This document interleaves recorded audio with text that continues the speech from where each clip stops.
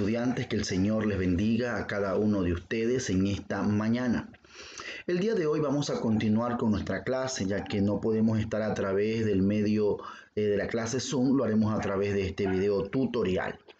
Nuestro tema para esta mañana es el sufragio en los migrantes, ¿verdad? La clase pasada estuvimos hablando nosotros acerca del sufragio de los PPL, ¿verdad? Que son las personas privadas de libertad y quiénes podían hacerlo. Son casos muy especiales. Siempre lo hará una persona que esté presa cuando no se le haya dictado una sentencia ejecutorial. No hay una sentencia como tal para que cumpla por un periodo de tiempo. Esos podrán sufragar. Pero si ya tiene una sentencia, no lo puede hacer. Pierde sus derechos como ciudadano político. El sufragio en los migrantes, que es el tema de hoy. Nuestra destreza se basa en lo siguiente: analizar la evolución del concepto de igualdad natural a partir del acceso al sufragio universal por los diferentes grupos sociales. En este caso vamos a estudiar el grupo de los hermanos migrantes, porque ¿qué se dice de ellos? ¿Qué se dice de aquellas personas que salieron del país, que están en otros lados, ¿verdad? Pero que también ellos están cumpliendo con un sinnúmero de actividades. Entonces es importante que nosotros, a través de este tema que vamos a ver, el sufragio en los migrantes, analicemos y despejemos muchas dudas que tal vez en algún momento se han presentado en nosotros. Como podemos observar, o sabemos, ¿no es cierto?, ¿verdad? En el mundo hay muchos migrantes, tanto de nuestro país, que han migrado a otros países con una finalidad, con un objetivo. ¿Quiénes son los migrantes? Según la OIM, que quiere decir Organización Internacional de Migrantes, como migrante se entiende, ¿verdad?, a cualquier persona, dice, que se desplaza o se ha desplazado a través de una frontera internacional o dentro de un mismo país, fuera de su lugar habitual de residencia. Para esto hay que especificar dos cosas: que hay migraciones internas y hay migraciones externas. Cuando hablamos migraciones internas, son aquellas las que se realizan dentro del mismo país y las personas salen, por ejemplo, del campo, vienen a vivir a la ciudad, o se van de la costa a vivir a la sierra. Eso es una migración interna. Pero cuando yo hablamos de una migración externa, es aquella que trasciende una frontera internacional, que de Ecuador me voy a Colombia, o de Colombia vivo en Colombia y partí a Estados Unidos, o de Ecuador a España. A eso le llamamos nosotros migración internacional, y es a lo que la OIM destaca, ¿verdad?, como un desplazamiento a través de las fronteras internacionales, que dejando su lugar de residencia. ¿Por qué la gente migra? Usted debe de conocer estos tres objetivos principales, y el más importante de todos es el factor económico. La mayoría de personas que usted puede conversar, que han viajado, que están en otro país, el primer factor que ellos van a presentar es por un factor económico, que trataron de emigrar porque en el lugar donde vivían, en el lugar donde estaban, no había los recursos necesarios. Aparte de esto, ¿verdad?, también hay migración por educación o preparación. Y rara vez la migración por asistencia médica, cuando dentro de su país, dentro de su localidad, no hay la medicina, el correcto médico que necesite valorar su caso o una operación, tienen que viajar, migrar a otra nación para poder solventar esta necesidad médica. El principal factor, que es el económico, es el que nos ha demostrado a muchos de los países de América Latina que migrar a otros lugares nos ha convenido. Por ejemplo, el Ecuador en el año 90, en 1999, entrando al 2000, desde el Ecuador salieron muchos ciudadanos ecuatorianos con rumbo a los países europeos como España, Francia, ¿verdad?, los países suizos, con la finalidad de alcanzar una mejor vida. Pero esto trajo consecuencias: hogares abandonados, hijos dejados, hijos que totalmente perdieron su rumbo, y padres que emigraron a otro lugar y se crearon hogares disfuncionales. Ahora, eso definimos nosotros como migración. Ahora sí veamos cómo establece la Carta Magna acerca de nuestros hermanos migrantes, que ellos pueden formar parte del sufragio universal o la elección a través del voto. Recordemos que la Carta Magna es nuestra Constitución y a través de nuestra Constitución se va a establecer las medidas y la forma de cómo debe de actuar, cómo debe desarrollarse una persona dentro del campo, dentro de un campo político, social, y esto es lo que vamos a ver nosotros. Por ejemplo, en el artículo 62 de nuestra Constitución es una de las formas de establecer los principios acerca de cómo van a desarrollarse las elecciones con las personas que están fuera del país. Y en el artículo 63. Veamos qué establece el artículo 62 de la Constitución actual del Ecuador, creada en el año 2008. Las personas ecuatorianas que viven en el extranjero pueden ejercer, dice, su derecho al voto universal, igual que los ciudadanos ecuatorianos que residen en el país. ¿Qué quiere decir esto? Que las personas, que los migrantes, que nuestros familiares que se fueron a vivir a otro país, ellos pueden formar parte del proceso de elecciones. ¿Sí? Ellos pueden formar parte de la elección de un presidente, de un alcalde, de un asambleísta, siempre y cuando esté radicado en otro país y cumpla con unos requerimientos importantes para poder ser tomado en cuenta en este proceso o en esta fiesta ciudadana a nivel internacional.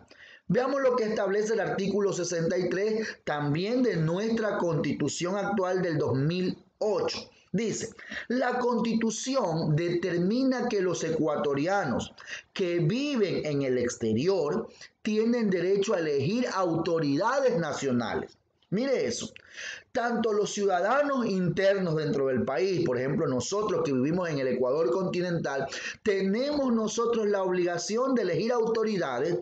De la misma manera, este derecho les asiste a los compañeros, a los compatriotas, a los hermanos que viven fuera en otro país. Ellos también pueden desarrollar sus elecciones con normalidad y pueden también escoger autoridades pertinentes que ayuden en la gobernabilidad del Estado ecuatoriano e incluso les favorezca a nivel internacional. ¿Qué dignidades se pueden elegir fuera del país en las elecciones? Veamos qué dignidades ellos pueden escoger en el país con respecto a las elecciones. ¿Cuáles serán estas dignidades? Por ejemplo, se pueden escoger presidente, vicepresidente, representarios del Parlamento andino, asambleístas nacionales y asambleístas del exterior, ¿verdad? Entonces, cuando se da un proceso de elección, los hermanos migrantes, ellos van a escoger el presidente de su nación, un vicepresidente, van a escoger un representante del Parlamento andino, asambleístas nacionales, pero también tienen que escoger esta parte importante, que son los asambleístas del exterior. Y estos asambleístas del exterior son aquellos que van a ayudar o van a tratar de proceder en leyes que los beneficien, en leyes que los beneficien a los hermanos migrantes que se encuentran en cualquier otro país del mundo. Y veamos de qué manera ellos escogen sus representantes internacionales. Estos últimos, que hacen referencia a los asambleístas del exterior, estos últimos son 6 en total. O sea, fuera del país, ¿verdad? Se van a escoger 6 representantes o 6 asambleístas del exterior. ¿Cómo se distribuyen? De la siguiente manera. 2 asambleístas van a representar a todo lo que es el continente europeo, nuestros hermanos que viven en los países de Europa, sean estos España, Francia, Suecia, Suiza, Irlanda, todos estos países, ¿verdad? Van a darse las votaciones y se van a escoger solo a 2 representantes por ese continente, 2 asambleístas del exterior. De ahí se escogerá por Oceanía y por Asia, ¿verdad? 2 representantes más. Por Canadá y Estados Unidos, 2. Y por Latinoamérica, 2. Entonces tenemos ahí que por Europa, Oceanía y Asia se escogen 2 representantes. Por Canadá y Estados Unidos se escogen 2 representantes y por todo lo que es Latinoamérica, Caribe y África se escogen 2 representantes. ¿Por qué se escogen 2? Porque se ha llegado a la medida, por ejemplo, Europa, Oceanía y Asia, que entre toda esta cantidad de estos continentes hay una cantidad necesaria de migrantes que puedan escoger esas 2 dignidades. En cambio acá en Canadá y Estados Unidos, en Canadá no hay muchos ecuatorianos, pero en cambio en Estados Unidos sí hay una gran cantidad de ecuatorianos. Recordemos que este es el país del sueño americano, entonces por lo tanto mucha gente migró hasta este lugar para poder alcanzar y obtener pues su mejor estilo de vida a través de la migración. Y entre los países de Latinoamérica, el Caribe y África también se escogen 2 representantes. Entonces en total son 6. ¿Qué deben hacer para votar los migrantes desde el extranjero? Mire qué requisitos deben de cumplir o de qué manera ellos pueden lograr realizar sus votaciones en el extranjero.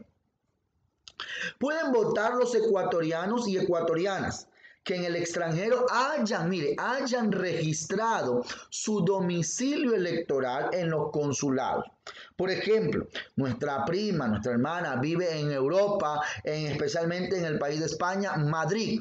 Ella vive en Madrid, España, tiene que ir al consulado que quede en su localidad, allá en España, va a ese consulado ecuatoriano y allí se inscribe y allí pone su dirección. Bueno, yo vivo entre la avenida, un ejemplo, no es cierta la avenida, pero les pongo un ejemplo. Vivo en la avenida Pancho Segura y Cervantes 1415. Ese lugar lo inscribe, entonces por lo tanto ya saben que ese es un ecuatoriano que tiene que sufragar en suelo europeo, pero ya se inscribió ¿dónde? En su consulado, en el consulado ecuatoriano, que el consulado es la representación de un pedacito de nuestro Ecuador en esas partes del mundo. Por ejemplo, ahí tenemos nosotros un mapa donde podemos observar a través de este mapa las 3 distribuciones que yo le decía hace un momento, ¿verdad? Teníamos que se escogían 2 asambleístas exteriores por Europa, ¿verdad? Asia y Oceanía. Teníamos 2 por Latinoamérica, África y países de Centroamérica, Islas del Caribe. Y tenemos todo lo que es América del Norte, que es Estados Unidos y Canadá. Aquí está la división gráfica de cómo se escogen pues nuestros candidatos en el exterior a través de nuestros hermanos migrantes. Los consulados son los lugares donde se receptan los votos a nivel mundial. Como yo le decía, si usted se inscribió en el consulado del país que se encuentra, pues en esos lugares tendrá que usted también ir a sufragar. En esos lugares se sufragará, se escogerá los binomios presidenciales, los asambleístas externos, los parlamentarios andinos y los asambleístas nacionales. De esta manera, pues se cumple con todo un proceso electoral, pero realizado ¿de dónde? Desde afuera.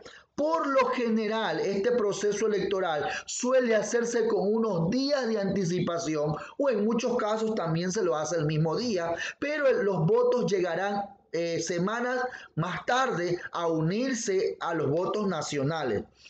Y a veces estos votos han sido muy importantes, ya que a través pues, de estos votos, ¿verdad? Ha habido candidatos que han alcanzado a ganar el poder, como se dio en las últimas votaciones del Perú, donde se presentaban los 2 candidatos, ¿verdad? Y con los votos del exterior fue que alcanzó a ganar el presidente actual del Perú. Señores estudiantes, esa ha sido nuestra clase de hoy. Por favor, recuerde trabajar ya las preguntas que están preestablecidas en la guía de la semana. Recuerde por favor que debe de enviar sus actividades, debe de enviarme sus actividades. Ya no va a subir Ciudadanía esta semana a la plataforma, no, me la va a enviar otra vez a mi WhatsApp.